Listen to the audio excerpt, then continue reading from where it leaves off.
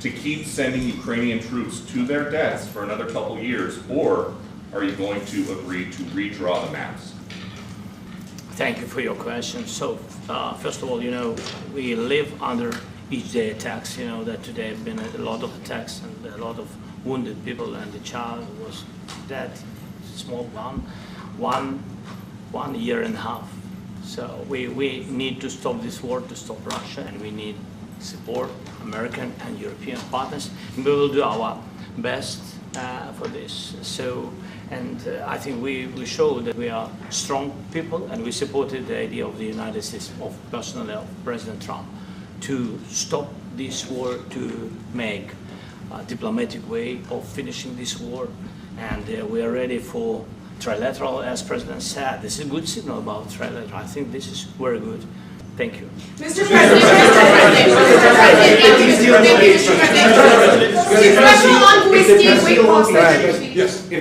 if the peace deal will be achieved, are you going to be willing to send American peacekeepers to Ukraine? Well, we're going to work with Ukraine, we're going to work with everybody, and we're going to make sure that if there's peace, the peace is going to stay long-term. This is very long-term. We're not talking about a 2-year peace and then we end up in this mess again. We're going to make sure that everything's good. We'll work with Russia, we're going to work with Ukraine, and we're going to make sure it works. And I think if we can get to peace, it's going to work. I have no doubt about it.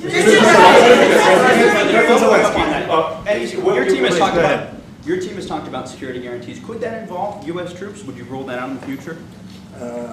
We'll let you know that maybe later today. We're meeting with 7 great leaders of great countries also, and we'll be talking about that. They'll all be involved, but there'll be a lot of help. When it comes to security, there's going to be a lot of help. It's going to be good. They are first line of defense because they're there. They're Europe. But we're going to help them out also. We'll be involved. Mr. President, Vladimir Putin mentioned that the war will not end without addressing the root causes of this war. Have you had an understanding what are the root causes of this war? Well, look, the war is going to end.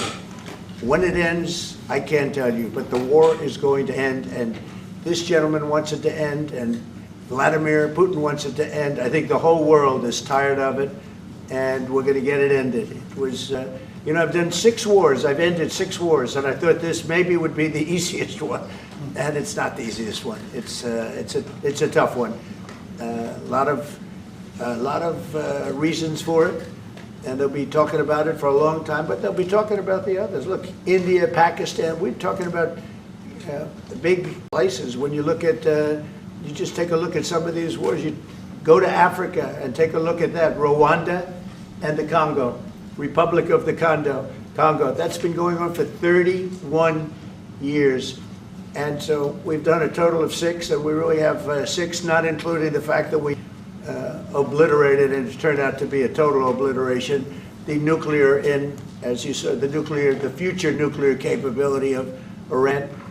And this one, I think we're going to get solved also. I feel confident we're going to get it solved. Thank you, Mr. President. Can you tell us about your conversations with European leaders and what they need to see to support an end to the war? Yeah, well, we're going to be meeting with a great representative group and 7 very powerful, very big countries and great people, all friends of mine and friends of yours. And we're going to have some suggestions made. They want to see peace. They would like to see peace. President Russia, you said last in night the red. President Trump, do you think it's fair to, for Ukraine and for Russia to achieve a lasting and durable peace if Ukraine cedes its territories that Russia hasn't yet conquered? Do you think it's a fair peace for Ukraine? We're going to have a lasting peace. Just to answer the first part of your question, we're going to have a lasting peace. I hope it's going to be immediately. I hope it doesn't have to go on. And I think people of the whole world is going to be very happy when that's announced. Thank you, Mr. President. You posted on social media, Mr. President, a very touching letter from the First Lady. And the letter was hand-delivered to President Putin. And it calls for an end to the war, essentially, because of the children and the children's future. Why did the First Lady feel that letter was necessary? Was it because she believes that Mr. Putin is the aggressor in the war? Is a similar letter being hand-delivered to President Zelensky? So the First Lady felt very strongly. She's watched the same thing that you watch and that I watch. I see things that you don't get to see, and it's horrible. But when she's got a great love of children, she has a wonderful son that she loves, probably more than anybody, including me. I hate to say it, but she loves her son. She loves children, and she hates to see something like this happening. And that goes for other wars too. I mean, she sees the heartbreak, the parents, the funerals that you see on television. Always funerals. We want to see something other than funerals. No, she felt it was a beautiful letter. It was very well received by him, and she did ask me to say, she would love to see this end. She would love to see it end, and she says it very openly, very proudly, and with great sorrow because so many people have been killed. Mr. President, last week, Brian, Mr. go President, ahead, Brian. Yes, sir, I've got a question for each of you. Yes. First of all, Mr. President Zelensky, you look fabulous in that suit. I said the same thing. Yeah, you look good. I said the same thing. Yeah, looks good on I you. said the one that attacked you last time. See, now he's I remember that. Yeah, I apologize to you. You look wonderful. No, my first question for you, President Zelensky. In the same suit. You see, I changed you. Maybe yours is much better than mine. Real quickly, upon peace, God willing we get peace, are you open to holding an election in your country?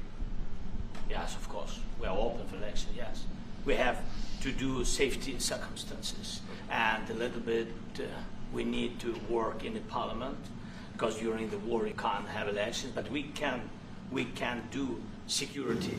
We need, maybe, how to say, we need a truth, yes, everywhere, in the battlefield, in the sky, and the sea, yeah, to make possible for people to do democratic, open, legal elections. So you say we're ready. during the war you can't have elections.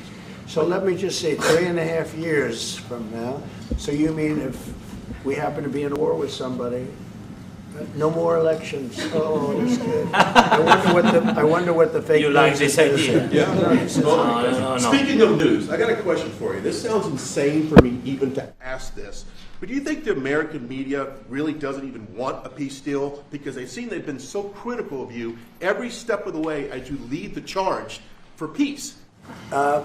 It's an amazing phenomenon. I said that if in the settlement you got Moscow, St. Petersburg, and thousands of miles around them, they would say, I made a bad deal.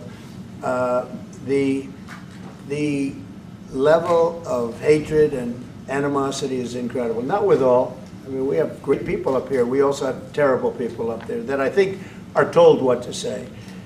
But, in solving all of these wars, they don't even write about it. I saw major wars. I saw wars that have been going on for 31, 35, and 37, and a couple of quicker ones. One that was going to go into a full-blown deal very quickly. You know what the one I'm talking about? It was a big one. But they don't even write about that. No matter what I do, no matter what, and this is not anything to do with you. It's probably to your advantage in a certain way. But no matter what I do, no matter what deal I make, from my standpoint, you'll come out good. Maybe President Putin will come out good. But they'll say, Trump was absolutely horrible. It's just it. And I've lived with that for a long time. I've lived with it since just before the first election. I used to get great publicity. Now I get the worst publicity anyone's ever gotten in office, but I won in a landslide, so that people understand. They're the only ones that count, ultimately. But I've also had great reporters. I've had journalists that are very good. But it's very sad when you do the right thing. As an example, they said, because of the fact that Vladimir Putin came to American soil, this was a tremendous defeat for Donald Trump. No, it was really wonderful that he did it. It was a hard thing for him to do, to be honest with you.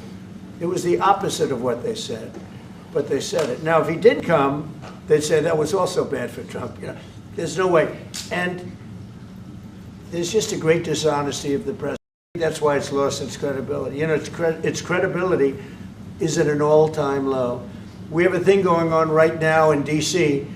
We went from the most unsafe place anywhere to a place that now friends are calling me up, Democrats are calling me up, and they're saying, sir, I want to thank you. My wife and I went out to dinner last night for the first time in 4 years, and Washington, D.C. is safe, and you did that in 4 days.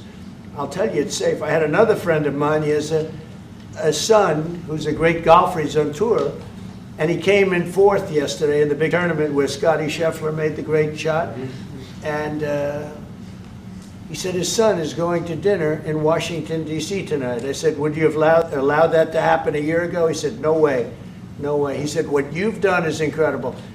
And I think the people realize it. But the press says, he's a dictator, he's trying to take over.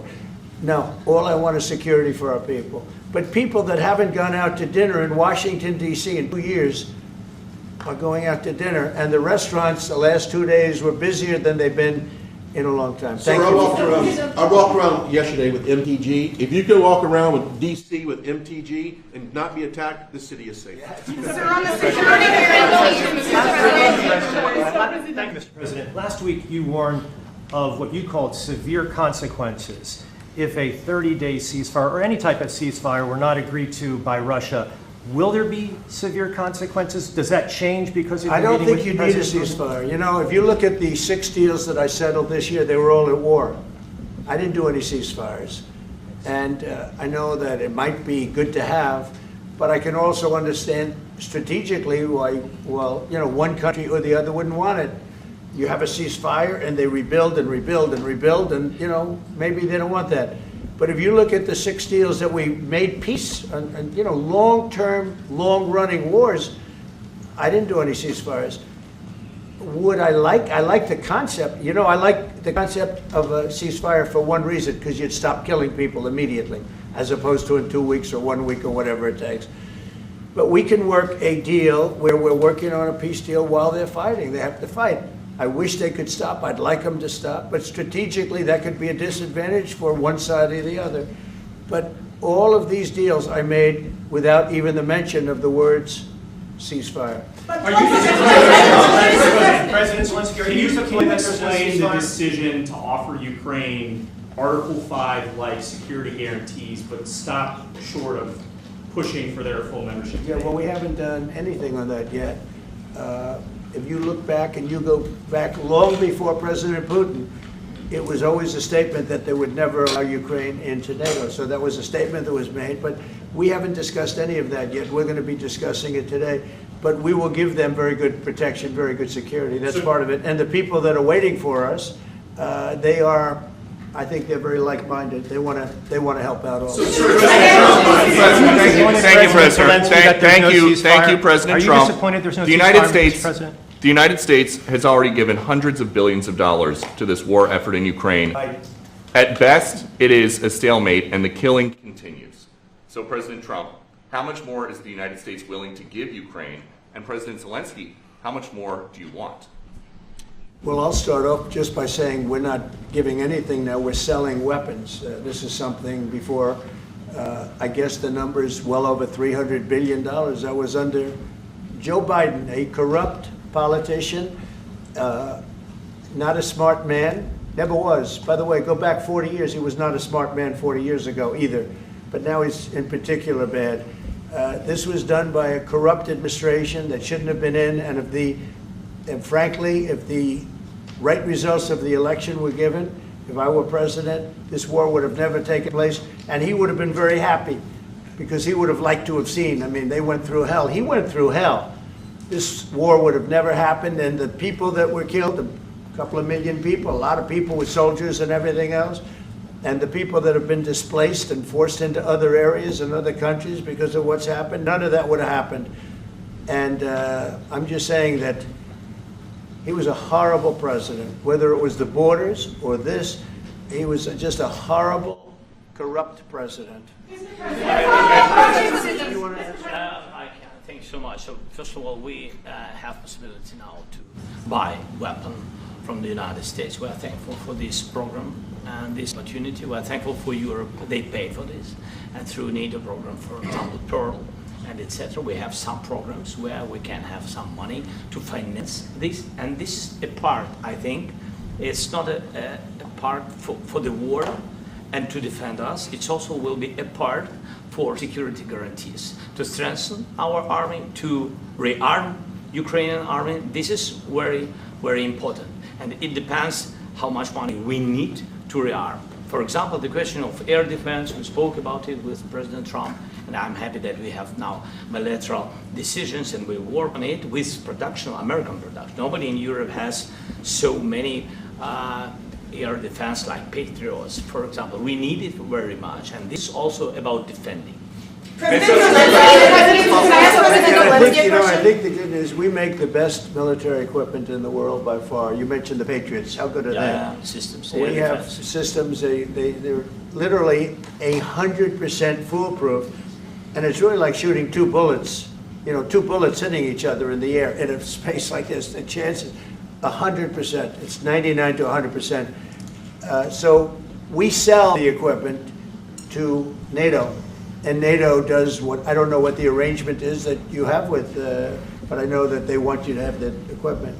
And we're getting the best equipment in the world, but they pay us for the equipment. Under Biden, it was just crazy what was going on. I believe the number is over 300, I think it could be $350 billion worth of equipment and money and everything else. And we've made more progress in settling this war in the last 2 months than they made in 4 years. This should have been settled a long time ago, but it should have never happened. Yeah, please. Real quickly, you pushed social media. All right, Brian, go first. You pushed out on social media about doing away with mail-in ballots and potentially electronic voting machines. Can you expand on that and how important Well, that is? that's a very off-topic, just really quickly. Mail-in ballots are corrupt. Mail-in ballots, you can never have a real democracy with mail-in ballots. And we, as a Republican Party, are going to do everything possible that we get rid of mail-in ballots. We're going to start with an executive order that's being written right now by the best lawyers in the country to end mail-in ballots because they're corrupt. And you know that we're the only country in the world, I believe, I may be wrong, but just about the only country in the world that uses it because of what's happened. Massive fraud all over the place. The other thing we want change are the machines. For all of the money they spend, it's approximately 10 times more expensive than paper ballots. And paper ballots are very sophisticated with the watermark paper and everything else. We would get secure elections. We'd get much faster results. The machines, I mean, they say we're going to have the results in 2 weeks. With paper ballots, you have the results that night. Most people, but most people, many countries use paper ballots. It's the most secure form. So between paper ballots, very, very important, paper ballots, and I think maybe even more important, the mail-in voting. We're going to end mail-in voting. It's a fraud. If you have mail-in vote, even Jimmy Carter with this commission, they set it up. He said the one thing about mail-in voting, you will never have an honest election if you have mail-in. And it's time that the Republicans get tough and stop it because the Democrats want it. It's the only way they can get elected. Because with men and women's sports and with transgender for everybody and open borders and all of the horrible things, the new thing is they love crime. They're fighting me on the fact that I've made Washington, D.C. safe. We're not going to get mugged, beaten up, or killed like all the people you've been watching get so badly hurt. I'm glad, I hate to take your time with this, but I'm glad you asked me that question. We're going to stop mail-in ballots because it's corrupt. You know, when you go to a voting booth and you do it the right way and you go to a state that runs it properly, you go in, they even ask me, they asked me for my license plate, for identity. I said, I don't know if I have it. They said, sir, you have to have it. I was very impressed, actually. But it's very hard to cheat with mail-in voting. As you know what happens in California, it's so corrupt, where some people get 5, 6, 7 ballots delivered to them. Now, we got to stop mail-in voting, and the Republicans have to lead the charge. The Democrats want it because they have horrible policy. If you have mail-in voting, you're not going to have many Democrats get elected. That's bigger than anything having to do with redistricting, believe me. And the Republicans have to get smart. We're not going to have a country. I said for a long time at rallies, you need borders and you need free and fair elections. Those two things, otherwise you don't have. We have strong borders now. In 90 days, Mr. President, we didn't have 0 in 3 months.